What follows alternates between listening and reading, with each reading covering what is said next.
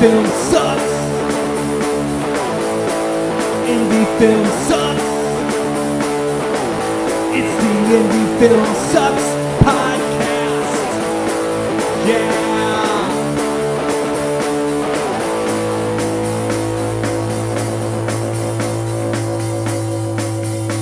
Coming at you from the mean streets of St. Louis, from a basement on South Broadway, the Indie Film Sucks podcast. Yeah, so here we are, once again. Because indie film sucks. Most of the time. Hey, we're Short One Guy, Barack Roberts. My name's Macke. This is Grega. Chris Grega. This is the Indie Film Sucks podcast, where we talk about The highs, the lows, and the in-betweens of true independent filmmaking. That's right. So, this is your first time listening. We sit around, we talk about independent films, we talk about a lot of things within films, our journeys, what we do. We bring on some great guests. We talk about what they're doing in the independent film world, projects they got going on. We've talked about film festivals, our past things. But tonight we got a special treat for you. Since Brock's away, we're going to talk about the 48-hour film festival. Yeah, all right. That's a good one. All right. I called it another 48-hour film festival. Just not to rip anybody off. Yeah. So I know you got some opinion on 48. So do you want to talk about the past? Do you want to talk about... Let's talk about it all. Let's talk about it all. So which came first? 48-hour, the film project, or is it your first feature for you? Oh, we made a feature before we did the 48. Okay, so you got into the 48 because you were making features, and this is something else that just came up. No. So here's what happened. Back in 2004... this competition came to St. Louis for the first time. Okay. And we had a big team of people, so we thought, man, let's do this. Let's make a movie in 48 hours. And we did, and we won Best Costumes and Audience Choice. Nice. So explain, like, making a film in 48. Okay, if you don't know what the 48-hour film project is, yes. It's a timed competition where you have one weekend to make a movie within 40-hour time period. So you get all the elements on Friday, and you have from then until whatever time on Sunday evening to turn it in. And so generally speaking, you are randomly assigned a genre, which could be damn near anything, horror, romance, comedy, tearjerker, superhero, western musical, any number of things. You're randomly assigned a genre, and then there is a prop, a line of dialogue, and a character that every film has to have in it. And you're not supposed to do any writing, directing, shooting, anything before the time period, and everyone who works on the project is supposed to be a volunteer. So no one's getting paid to do it. And it costs about $150 to sign up for this competition. And then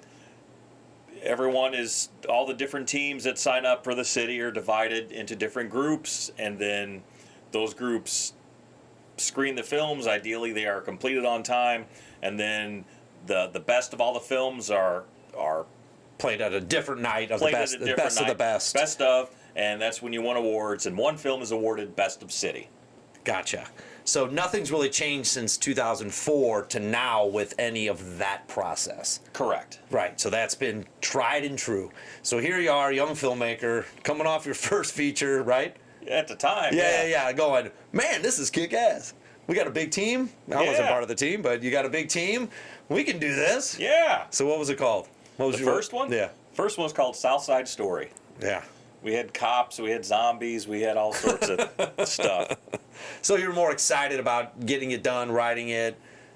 I know you wanted to win. Sure. But what was your experience like in that? Oh, the first couple years were awesome. Yeah. Because we've done it multiple times. The first 2 years were great because the first one was South Side Story, and we made a great film. And, we won Best Costumes because we had costumes, and Audience Choice, which, that's the people loved us. Yeah, so Audience Choice is when you come out of the theater, you can pick your top three, one, two, three, and then Audience Choice usually gets to the best of the best. Usually. Is generally, right? Because that's what the audience wants to see because they're trying to drive more people to that last night, in my opinion, is what they're trying to do. But the second year, Which one was that? So our original genre we got was fantasy. And I thought, man, I don't want to make a fantasy movie. I don't know what the hell we're going to make, but man, that sounds hard. So you had the option of drawing a wild card genre. You had no idea what it was. So we drew foreign film. And at first, I was like, holy shit, how, this is worse. Knowing you, I can see you just going, it's over. Should have taken fantasy. Should have taken fantasy. We screwed up. We screwed up. However, this was coming off, hot off the heels of my working on Stanzi's film, Deadwood Park. Okay. And I was the guy who supplied all the World War II stuff because Stanzi gave me a budget. Like, Grega, here's $500. Go to the Army surplus store and buy as much World War II stuff as you can. And back in 2005, you could still find World War II gear for pretty cheap. So I bought a bunch of like helmets and overcoats and shirts and trousers and all this stuff. So I had in my basement a bunch of World War II stuff. And I had some American stuff, had some German stuff. And so I started thinking, well, wait a minute. Okay, foreign film. Because someone says, well, I know French. Someone else said, well, I know German. The other person said, well, I have access to this warehouse. I'm like, okay, we're going to make a World War II film. With subtitles. With subtitles. It was beautiful. In French and German. Yeah. Not very well spoken, but still. No, it was very well put together. It was very well put together. And that's where I met. That's where Randy Arndt goes, hey, I got a guy who's doing this stuff. You like to do theater, that kind of stuff. And he goes, if you come out, you got to stay. Right? And, well, I stayed. Yeah. And back then we were doing them. I mean, we were shooting well into the night at that point. Oh, we didn't wrap that one till like 3 or 4 a.m. Yeah, but you also had an editor on the background already starting to put things together for you, that kind of full team. Yes. Full team. We had a team of like 60 plus people. I was just going to say 30 people on set and coming and going, No, so yeah, it was, 60 total. Yeah, it was a big team.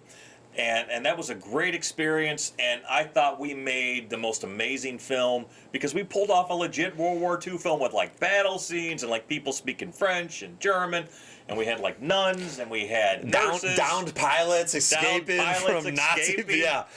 Yeah, and it was good. All this stuff, and I loved the way you did those flashbacks in the movie. With. Vous m'aimez, right?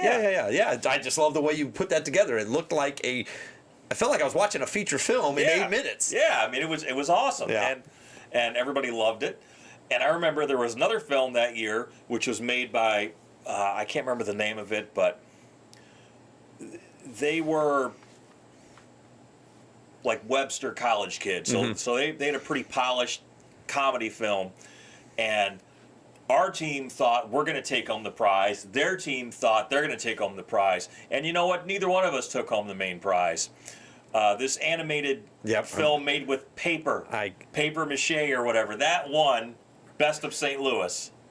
That's the rub of the 48 hour. Yes. Right? Because we can get into other films and it has nothing to do with the artist and who put it together and what it is. It's just what is a film, what can you do, and what time, effort, energy, and the spirit of the competition. Yes. Right? We talk about that a lot when we talk about 48. I mean, because we threw everything into this. Right.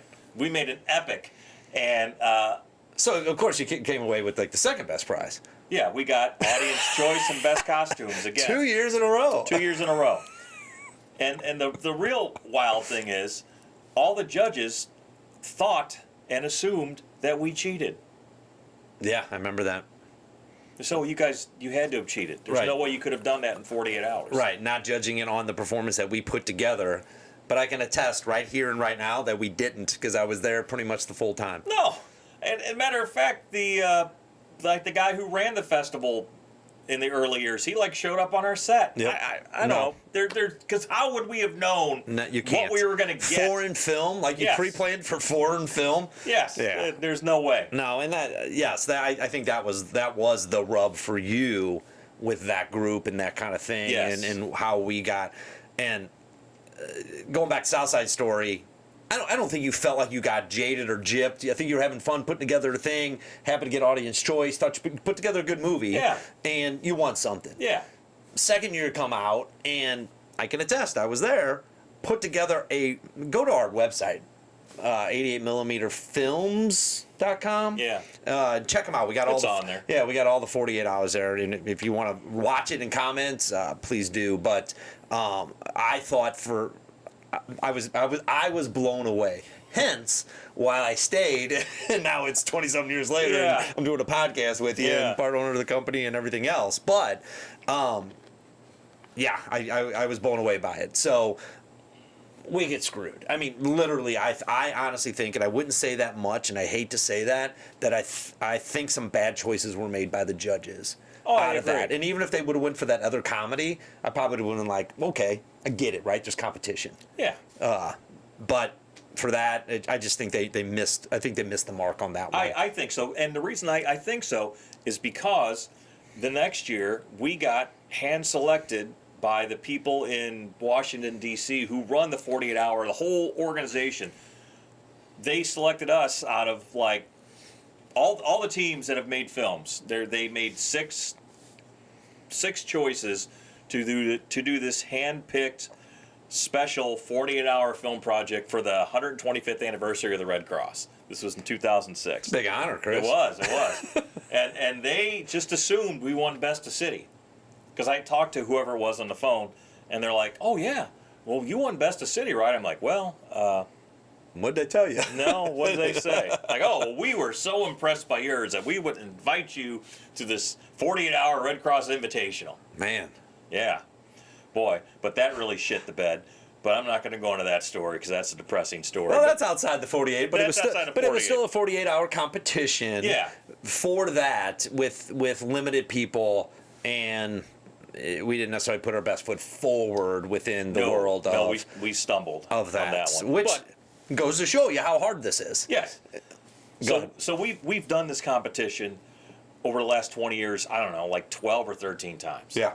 And I would say the first two were awesome.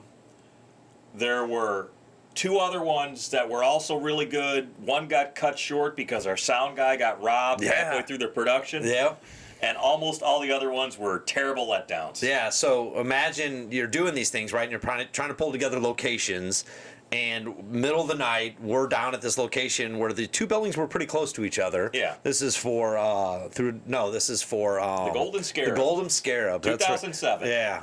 So that was coming off the Vu Mame, coming in the Golden No, Scarab. it was 2 years later. 2 years later. So I can give you the rundown. We did Southside Story, we did Vu Mame, we did Coveting Little Chickens, Little chickens. we did the 48-hour Red Cross Invitational Duality, then we did the Golden Scarab, and then it gets fuzzy.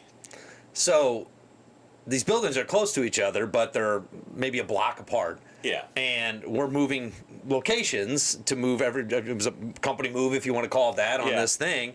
And we had been in this neighborhood forever. We had a theater group. It's called Tin Ceiling. We had a theater group that was down there, and that's why we had the property. So we were comfortable with the neighborhood, in my opinion. But it wasn't the best neighborhood. Correct. But we were down there a lot, rehearsing, doing certain things, so we were comfortable being in that area. But one guy, which I did a million times, I walked between those buildings a lot of times, walking through there, got held up by three dudes at gunpoint. Yep. And they took his iPod, I think, at the time, and Yep. it really rattled him. Yep. So it just goes to show you, it's guerrilla street shooting. It's just that anything could happen in that 48 hours where you got to make a decision. And the decision was to Shut it down. for the best of it, to shut it down. So we just kind of, we put something together, we submitted, and we put something saying what happened, and then kind of went forward there. I still want to do something with that one. I don't think we can. You've aged out of the role. No, put somebody else in it. I just like the story. It was good. I like the story. I can be an older Indiana Jones in that one. Come on. That would have been another good one. Yeah. That would have been another potential I think so. crushing, Well, crushing loss. Dave Burnett ended up winning Best production design. Yep, exactly. For that opening scene. That opening scene was beautiful in that. Yeah. So just goes to show you that it's not all, even though we're coming off these things and we put together big films, anything could happen on a 48-hour film. We did a ghost story. Yeah, called Through a Dark Lens. Through a Dark Lens. Yeah. And that one, pretty much everything you can win for the 48 except for Best of best City. stuff. Yeah. Exactly. We won like best screenplay, best directing, best cinematography, best score, audience choice, but not Best of City. That one besides Vu Mame is my favorite. Yeah. I think just the way that one kind of comes together, and it kind of gives us that start into that horror-esque, kind of what our genre is now, and I think it really gives us a foundation for other ideas within that world. I think, my opinion on that, because I worked on that one too. Yeah. So that's another one I think we got in our repertoire as far as who we are. But again, another good one. Still didn't win Best of City. But as we're getting better, as we were good early, I think, and people weren't as good as us. I think we were more polished early. Yeah. There was a few teams that were good. Yeah. Now the competition, It's off the charts. it is off the charts. And you'll still get the cell phone people in there. You'll still get the people experimenting. And those are the people I appreciate actually more than the guys who just blow it out of the water because they got the production. Well, me too. Because I'll explain this. So I was a judge one year for the 48. Like, we didn't compete that year because many years we didn't do it. And I remember there was this one film that was shot like on 3 continents, and they had this team of crack professionals. And I said, that one should not win Best of City. They're like, well, why not? I said, because it completely violates the spirit of this competition. How are like a group of high school kids with cell phones or with a cheap camera supposed to compete with that? Correct. They're not. This was a team of industry professionals shooting on like North America, Africa, and South America, all coordinated together to make this film, and it was good. But man, like, did that really fit into the spirit of the St. Louis 48-hour film project? Right. I think the lone dissenter. I was like, no, that doesn't fit in the spirit of this competition. It shouldn't win the best of. And I think I was outvoted, and I think it won best of, which I never judged after that. And I think that's where the subjectivity comes in of any of this, because even last year, no, 2 years ago, because we didn't do one last year. No. 2 years ago, which we did ours, we just wanted to stretch our legs again and get into a 48 hours. Yeah. Wasn't our best effort, but it was fun. It was fun. It was funny. I had a character. I got to play Batman, so how can you like... Well, because we got the superhero genre, which is not a great one Tough. to do. It's tough to do. And, we threw around different ideas like, oh, you can be the purple flame and you can be the crimson mist and whatever. Like, man, let's just rent a Batman costume. And I had a Thor costume from Halloween, and Brock had a Yeah, I went out and bought Captain a $5 America. Captain America shield, and Yeah. he was... I actually returned that. I was like, Brock, don't damage this. I'm going to return it to the prop store. And it was fun. It was a lot of fun, but again, We got disqualified because we used... violated some copyright Yeah. infringement for things. Which I kind of figured that'd be the case, but I was like, screw it. Let's do it anyways. But even that year, the team that won in our group, and I think they ended up doing pretty well, we thought, no knock on them, because they put together a hell of a production. Oh, the one that won. They made a musical. They made a musical, and their category wasn't musical. Correct. It was coming of age film. Exactly, but the people that made it already had the music. It was the musical director who brought in all the people from the band and the choir and all these things. Yeah, from the Muni, from musical theater. Well, I thought it was from the high school. Well, I mean, he had connections all over the place. Deep connections. So, and he even said I think we had to get up and make a director statement, and he said, "Yeah, we were going to make musical no matter what we got." Exactly. And I was like, man.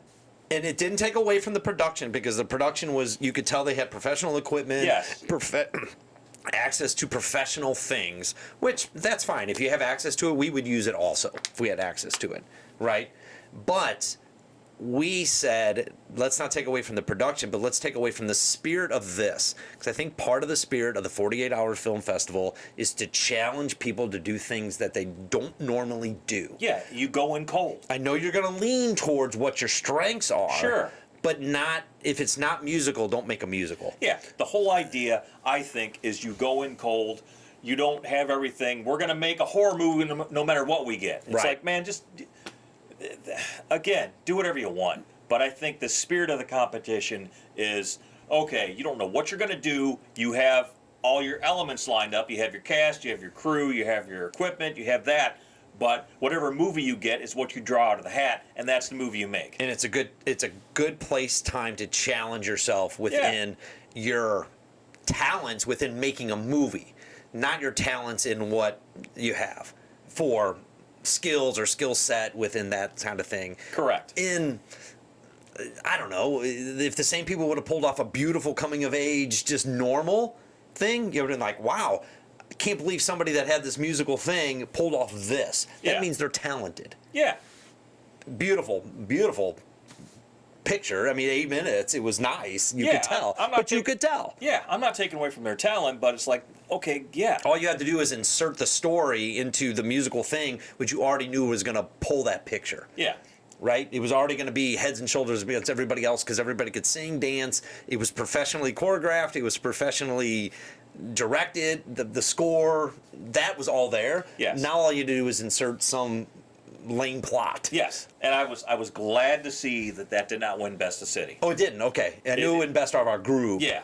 Which, hands down, right? Yeah, but I was like, okay, I'm glad to see that the people who were judging that year understood, yes, this was well done, well made, but it kind of violated the spirit of this competition. Yes. And the spirit. And then we talked about that a lot, and I think we came to an agreement to go, yeah, they did what they did. They didn't break any rules. No. They didn't go outside the box. They didn't violate anything. They didn't do anything, except for, I just think, right, and I hope, and I didn't see last year's at all. Me neither. I didn't go at all. But I hope 99% of them generally stay within that. And you could tell some good filmmakers struggle because they got a genre that they're not used to doing, Sure. and they actually tried to do something with it. Yes. And I appreciate that more.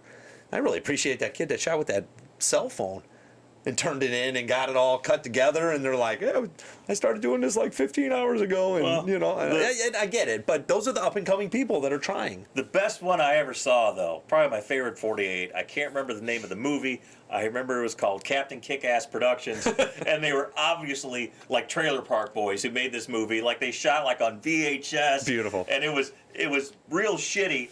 But there was like a scene of like someone like on a Sea-Doo, like, get out of here, shows some other guy in the water and takes off and he's drinking a beer.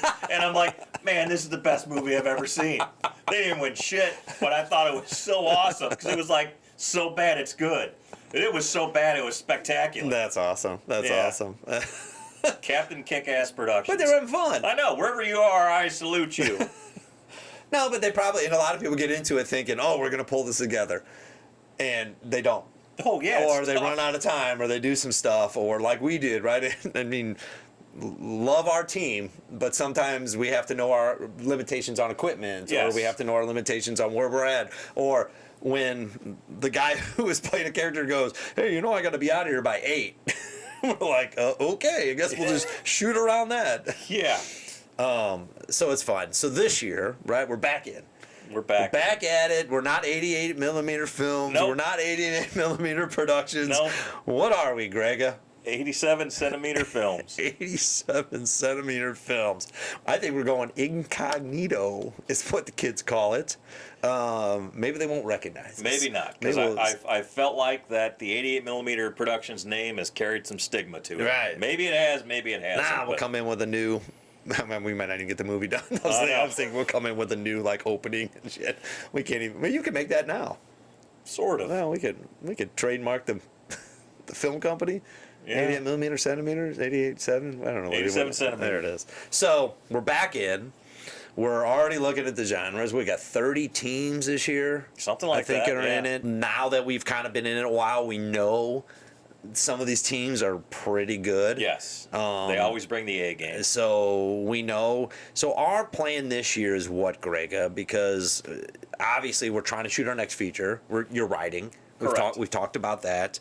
We're still working on getting Red Knight. We've talked about that. Where we've positioned that. We're real excited about where that is right now. So we're doing this for fun, but I say fun with a caveat because you always want to keep your skills sharp. You always want to do something as filmmakers, actor. You always want to be in front of something or putting something together. But I don't think we're in it to play around. No. So talk about. Well, I mean, I'm shooting this. Actually, I'm doing damn near everything this year, but I'm shooting it. I'll be there. You'll be there. I'll be there. I'm going to do more on this one than I've ever done before because I've just acted. Well, I produced the one. True. And almost killed us. And remember that Fastenal truck? Yes. And we should have known that one was doomed from the get-go. That was Golden Scarab. Was it? Yeah. where I had to print out the scripts at the Fastenal store, and yeah. Okay. Anyway, go ahead. All right. Anyway, yeah. So I'm shooting it, and I'm just looking to make something that is simple and cinematic looking. That's it. So I want to have some really pretty, precise shots. I just bought a new mic, upgraded to a Sennheiser I've been looking at for a number of years. So I want to have good sound, good picture, good sound, like I always preach, and a simple story, nothing too crazy. Yep.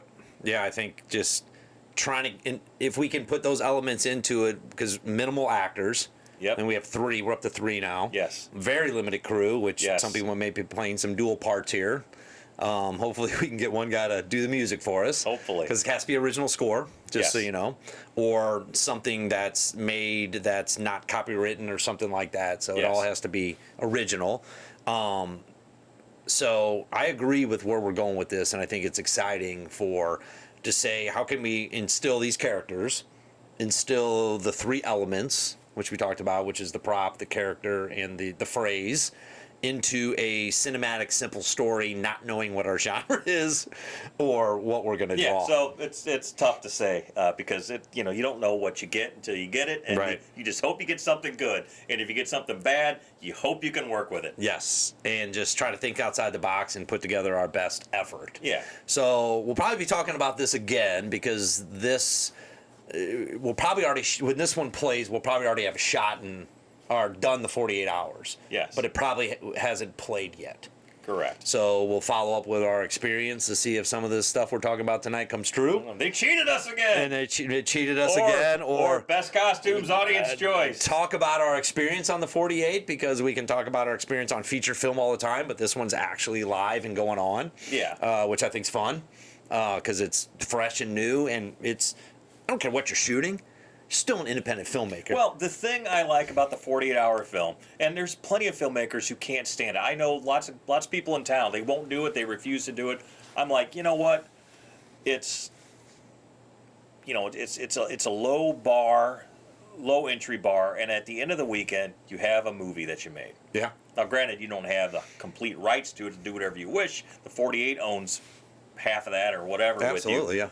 But you still have a brand new film that you made in one weekend, as opposed to what we normally go through, which are months and years. It's a long process to get a movie made, and this it kind of scratches the itch for a little while. Yes.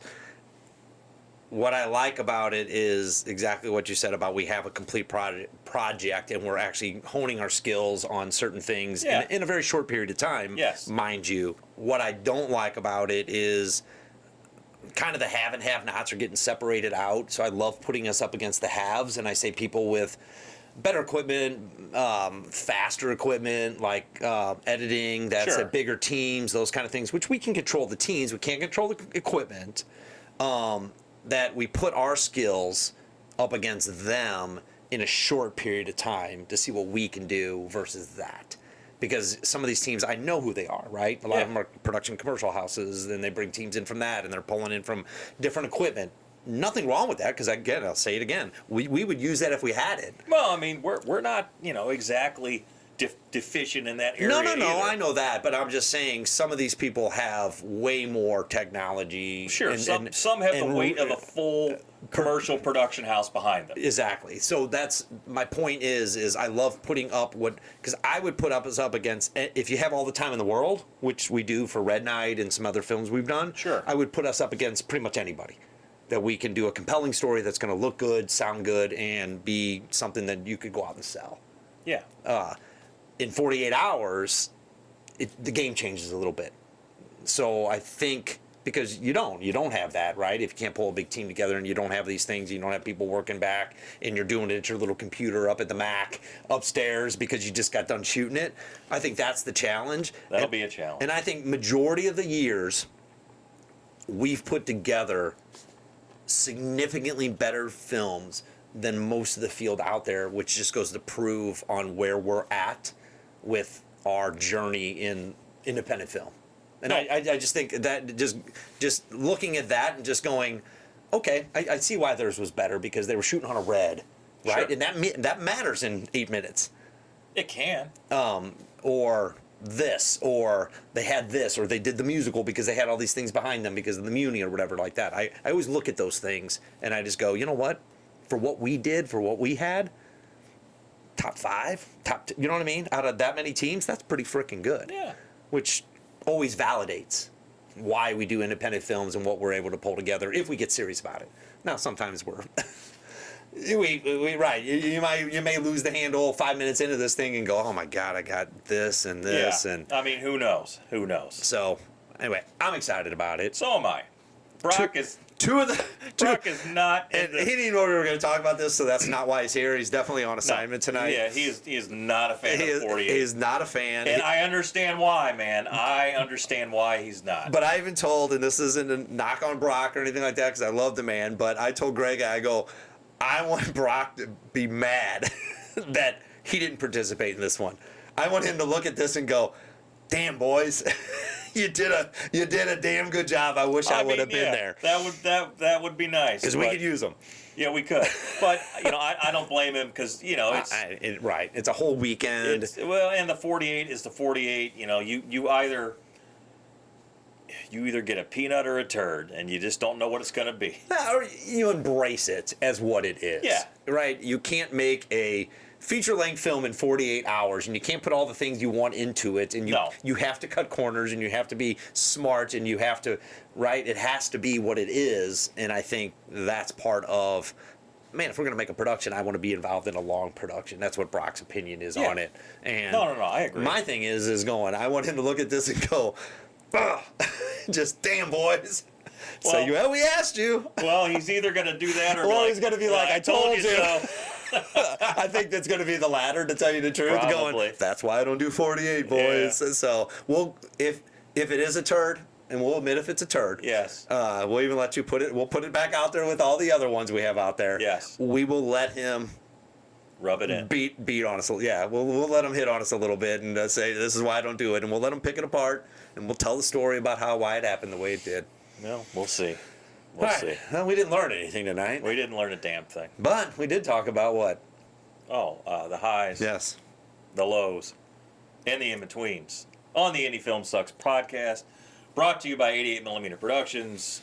It's on Instagram. YouTube. We're picking up our game. So whatever. X, Twitter, whatever you call that. Yeah. Facebook. Follow us on YouTube. Make some comments. Subscribe on YouTube. Yes. Yeah. Literally. YouTube, subscribe. Yes. Go on there, subscribe. We're trying to drive some things. Button. We're getting better at certain things. You can hit the like button, but just subscribe.